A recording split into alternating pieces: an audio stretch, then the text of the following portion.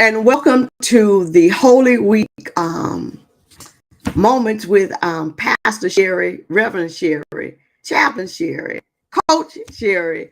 Good morning. It's an excellent day to serve an excellent God in and with the spirit of excellence. Good morning. I pray that all is well with you as and that your night was good, your rest was good, and today is going to be a great day for you. Good morning. As you are coming, would you please greet me so that I can properly greet you. It is good to be here on this Tuesday of Holy Week as we are marching toward Calvary. So, Sherry, why do you do this every year? Why do you do this every year? I do it because I don't want us to get to Sunday morning too soon. I don't want us to rush to the shout and we miss the sorrow. Don't rush to the shout and we miss the sorrow. So we need to see how it is Jesus is moving and the momentum of watch this, the religious leaders, right? In cahoots with Rome, they are making the case to take Jesus down. And so this morning, what we're going to talk about is the judging Jesus. Let us turn our Bibles, because I'm so churchy. Let us turn our Bibles to Matthew 21. And what we're going to do is go to verse 23. And then I want to jump over to chapter 23, because that's kind of like the conclusion of the matter. Remember, content out of context equals malpractice in the pulpit. Let me say that again. Content out of context equals malpractice in the pulpit. And we don't want to be accused of causing trauma with bad theology. So let us look at Matthew 21, starting with verse 23. Now, I am not going to read all of this when I get to chapter 23, but I do want to read the text for Matthew 21, starting at verse 23. Good morning. When Jesus, entered the temple, the chief priests and the elders of the people came to him as he was teaching and said, catch this, because this here is the situation and the problem. By what authority are you doing these things? And who gave you this authority? Who do you think you are? Where do you come from with all of that, what you are doing? Jesus says to them, I will also ask you one question if you tell me the answer. Then I will also tell you by what authority I do these things. Did the baptism of John come from heaven, or was it of a human origin? And they argued with one another. If we say from heaven, he will say to us, why then did you not believe him? But if we say of human origin, we are afraid of the crowd, for all regard John as a prophet. So they answered Jesus, we do not know. And he said to them, neither will I tell you by what authority I am doing these things. So listen, if you are here this morning live, would you do something for me and share this session with those in your circle, your clique, and your crew? Jesus on yesterday tore up some stuff in the temple. He came in not as the silent night Jesus, but he came in the fullness of who he is. Jesus turned over some tables because of how they were cheating the poor people. He leaves and goes to Bethany for the night, and to stay the night. And he is back in Jerusalem in the temple. So this time, when he got into the temple, it says the chief priests and the elders of the people, those who were in charge of the temple, wanted to know, who are you? Who do you think you are coming in here doing what you are doing? Who are you, and who gives you the authority? Who gives you power? Who gives you the mindset that you can just come in here and destroy what we are doing? Jesus, being Jesus, says, well, listen, I'll answer you if you answer me. Jesus has a way of answering your question with a question. So Jesus says, well, I'll answer, your question if you answer my question. So Jesus asked him a series of questions about John's baptism and things of that nature. And so they hem and haw, and they didn't give an answer. So Jesus went on his way. He did not. But now the religious leaders, they are a little flustered. And so in my mind, they are beginning to figure out how they're going to take Jesus down. But Jesus continues on his mission of teaching. He teaches about the parable of the two sons.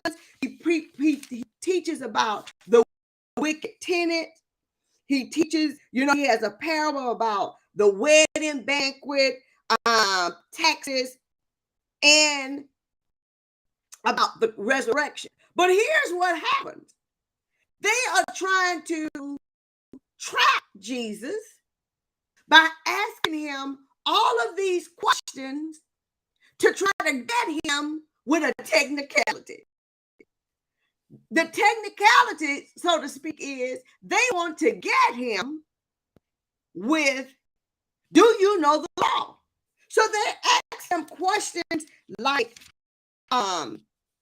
well, in chapter 22, about paying taxes, chapter 22, verse 15, then the Pharisees went and plotted to entrap him in what he said. So they sent their disciples to him. Teacher, we know that you are sincere. We know that you're good. We know all of these things. But tell us, is it lawful to pay taxes to Caesar or not? Now listen, they weren't trying to figure out whether or not they needed to pay their taxes, but they wanted to know whether Jesus would uphold what Rome is doing. Should they pay their taxes or not? And Jesus does what Jesus does. He flips it on him and said, well, look at the corn. Whose picture on it? Caesar. Well, you got to give it to Caesar. Pay to Caesar what belongs to Caesar. That ain't none of my business. And then they go to ask him a question about the resurrection. Well, it says that same day, if a man dies childless, his brother shall marry the widow and raise up his children. They wanted to know, well, at the time of resurrection, well, whose husband who's going to be her husband? All of these questions of number one, distraction, because they're trying to catch Jesus. Don't allow people to get you sidetracked with their antics. Don't enter into conversations and allow people to take you down these rabbit holes, not for information, but they're really trying to plan your demise. They're really trying to take one piece of information to trap you and tell you you don't have it. Jesus did not fall into the trap. But let me tell you what happens. So he this is also a time where they want to know about the greatest commandment. And we all know how that story went down. By the time we get to chapter 23, Jesus says, listen, I'm tired of y'all. It's evident that you know the law. It's evident that you know what it is you're talking about. I have to give it to you. You sit in Moses' seat. You know the law. But here's the problem. You don't practice what you preach. What you do is try to hang these heavy yokes upon other people on things that you can't even keep, and you do not have any authority or ability or intention to keep. So Jesus says, listen, this is what I think about you. Woe. He goes through a series of woes. Curse be unto you. He calls them hypocrites. Look at verse, let's see which one. 23. He sums it up like this. Matthew 23 and 23.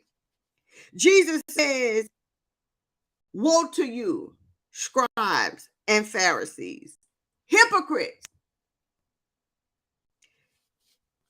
For you tithe, mint, dill, and cumin, and have neglected the weightier matters of the law, justice and mercy and faith. It is these you ought to have practiced without neglecting the others. You blind guides, you strain out a gnat, but swallow the camel. What is Jesus telling them? I applaud you. I applaud you for quoting scriptures. I applaud you for being able to do chapter and verse. I applaud you to just be able to spill out the law. I applaud you. I celebrate you. I want to give you your props. Do you know people like that? They can quote a scripture. They know chapter and verse. They know how to pull it out.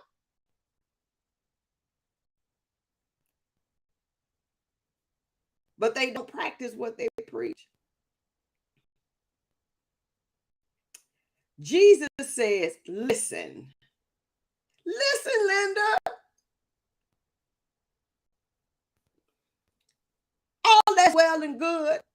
But the fact of the matter is, it does not matter because you have missed the weightier matters. You have missed justice, mercy, and faith. I keep trying to tell us, but nobody wants to listen to this country preaching woman.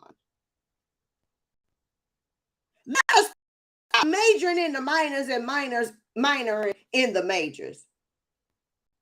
Let us not talk to people, stop sending people to hell for what we consider the big things. Because what matters most to Jesus is how you treat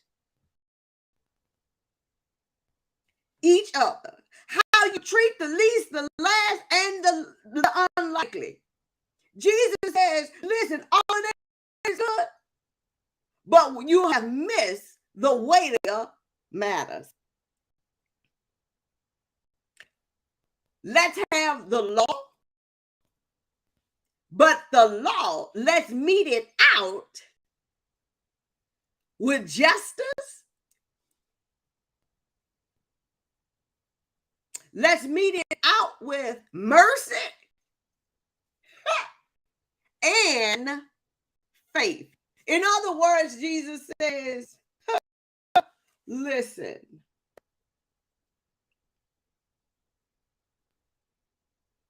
what matters most to me